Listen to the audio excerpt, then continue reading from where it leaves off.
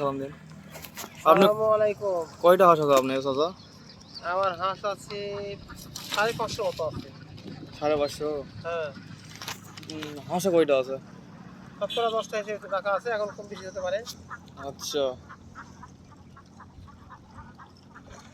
ডিমের পরিমাণ বেশি ছিল, আবার কুমিরও আবার একটু বেশি খাবার লাগছে। এখন বর্তমানে 290টা ডিম আছে, 90-95। মানে 90-95 প্লাস। হ্যাঁ, 300 গ্রাম পার হয়। এখন কি খাবার ডিমের কি দাম এখন বর্তমানে 18 টাকা পিস। এখন খাবার কি মাঠে পাওয়া যাচ্ছে ভালো? মাঠে তো আর খাবার তেমন নাই, এখন বর্তমানে খাবার বান্ধা খাবার দেওয়া লাগে। তারপরে একটু সামান্য কিছু লাভ থাকবে। ঠিক যখন আছে। মাঠে থাকবে তখন লাভ থাকবে মোটামুটি পুরোটাই।